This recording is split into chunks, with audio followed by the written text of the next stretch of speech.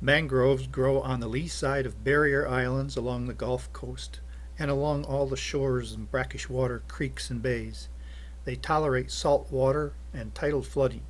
This trait provides a buffer zone from tropical storms, while giving shelter to the animals among its roots and offering nesting and roosting habitat for birds. There are three common species of mangroves here in Florida. They are the red, black, and white mangroves. There is also an associated species called the buttonwood. There is a general progression of mangroves from wet to dry habitats. Red mangroves inhabit the wettest area and are the first to establish colonies. The black mangrove establishes themselves among the roots of the red mangrove and on higher ground. The white mangrove occupies the driest site. The buttonwood is often found furthest from the water.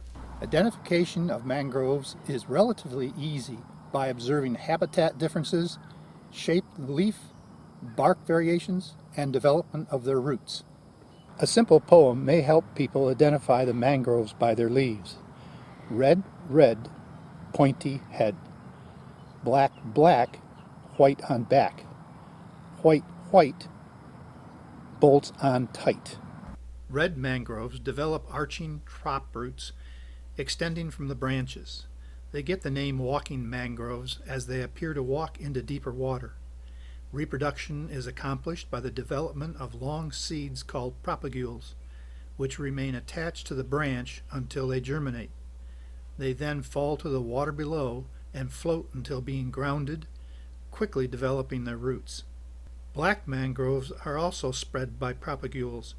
Aerial roots called pneumatophores seem to sprout from the mud like pencils and act like breathing tubes for the exchange of atmospheric gases. The bark is dark with a checkered pattern. White mangroves have broad, rounded, opposite leaves with an indentation at the tip. The bark of the mature tree exhibits deep, longitudinal furrows. Buttonwoods are not really mangroves, but are related to the white mangrove by family. Buttonwoods are generally found at elevations slightly higher than the true mangroves. Their name comes from the clusters of seeds resembling buttons. Their pointed leaves are alternate instead of opposite like the true mangrove. A great way to observe all the mangrove species is to take the red trail through the estuarine habitat. The bridge near marker number 27 goes over new estuarine habitat that connects with Lemon Creek and was created as part of the Preserve Restoration Project in 2020. Mangroves are already starting to establish themselves along the water's edge. Near marker number 28, many small buttonwoods can be seen to the east. Young white mangroves are already growing near this shallow water to the west in the same area. As you reach marker 29, you'll notice that there are mature mangroves on either side of the trail. There are red mangroves with some black and white mangroves as well. You are now in the area that was part of the original creek system. This crossing is referred to as tarpon crossing, in recognition of the fact that juvenile tarpon are known to use the creek system both east and west of this point, finding refuge from predators among the red mangrove roots.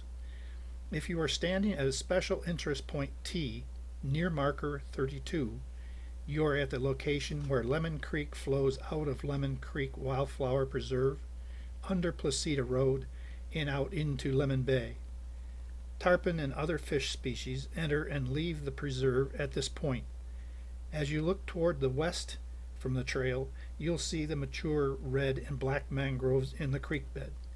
New mangroves are also appearing along the creek banks in areas closer to the trail. Thanks for taking the time to learn about the mangroves of Lemon Creek Wildflower Preserve.